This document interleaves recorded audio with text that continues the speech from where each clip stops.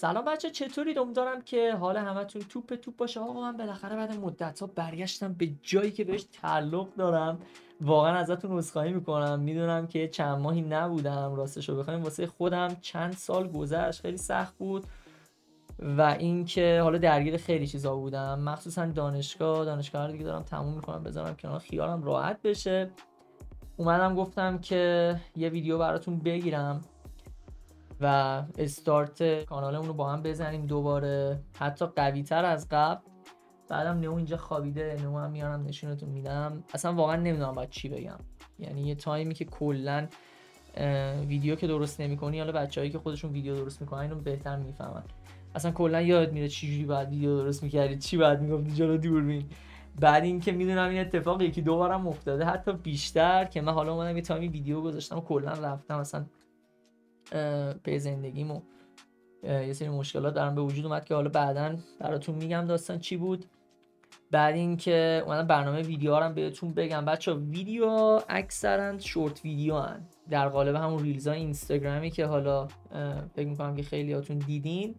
به خاطر اینکه یه کار دیگه ای دارم در کنار همین ساخت ویدیو انجام میدم که واقعا وقتمو میگیره، نمیتونم خیلی بیام ویدیو لانگ بگیرم طولانی و اینا، ولی خب سعیمو میکنم.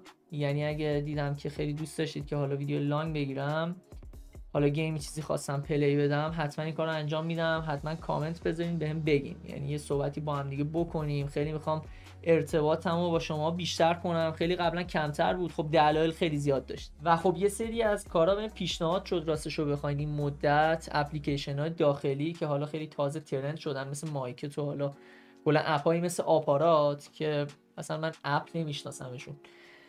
بعد اینکه خب به خاطر اتفاقاتی که من تو آپارات واسم افتاد، کلا حال نمیکنم بخوام برم توی فضای داخلی کار کنم و اینم خیلی وقت پیش راجعش صحبت کرده بودم. مثلا تو اون ویدیو خدافظیم که گذاشته بودم گفته بودم آقا چه کاریه واقعا مثلا بری اپ داخلی استفاده کنی، یه اپ بین المللی زدن همه دارن استفاده میکنن و خب خیلی دلایل داره که این کار رو کردن دیگه، حالا هرچی کنترل و هرچی، اصلا کاری ندارم، ولی خب میگم خیلی کار رو قبول نکردم و خب دوست ندارم اینجوری کار بکنم. بعدم دیگه ادامه کار همینجا توی یوتیوب و توی اینستا و اینکه دیگه واقعا نمیدونم چی بگم، همینجوری موندم اینجا. بذارید نمارم بیارم نشونتون بدم یه ذره. سلام علیکم فالو. تو از 24 ساعت 25 ساعت خواب هستید بچه ها. اینم نئو تنبلی خیلی بزرگ شده ها، نگاش کنی مثلا قشنگ اندازه من. چیکار میکنی؟ قشنگ اندازه من شده، یعنی اندازه من که خیلی حرف قشنگی. نگاش کنید. او الانم داشت چرت میزد، بعد بیدارش کردم اعصابش خورده. سلام کن.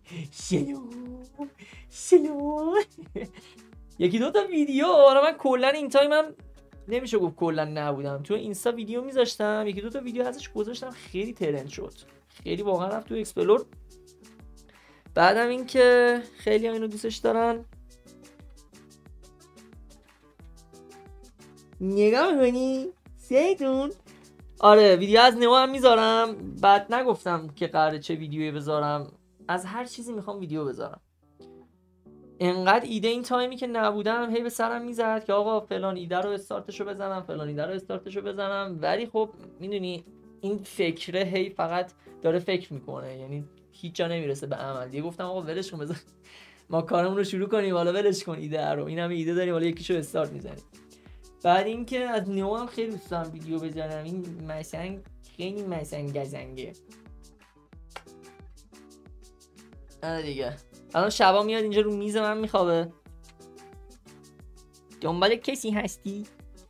راستی موهاشم زدم بچه‌ها، موهاشم کوتاه کردیم، بعد پدرمون رو در آورد اونجا. مگه وای میستادیم؟ کلا گربه، حالا باز گربه با گربه فرق داره، خیلی وای نمیستم موهاشون رو کوتاه کنی. خودم بالا سرش بودم، کمک خانوم آرایشگر کردم. خانوم آرایشگر یعنی هم موهاش میریزه. برو دیگه برو. بچه امیدوارم که این سری که میخوایم کارمون رو شروع کنیم دیگه این آریای نذاره بره دوباره. کار میکنی؟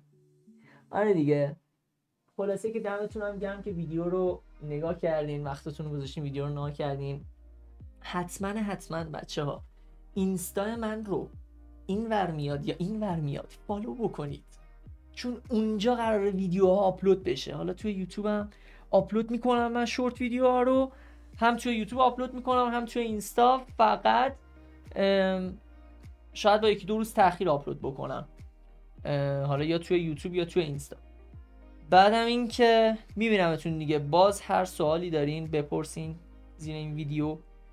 بعد اینستا رو حتما داشته باشین که اونجا یه کوئسچن باکس بذارم و سوالاتون رو بپرسین، حالا بتونین ویدیوها خفنم با هم دیگه باز درست کنیم، ویدیو لانگ. بعد این که میبینمتون دیگه، دم همتونم گرم، خیلی دوستتون دارم. بازم عذرخواهی میکنم که نبودم این مدت، این نئو پدر منو تو خونه در آورده. خداحافظ.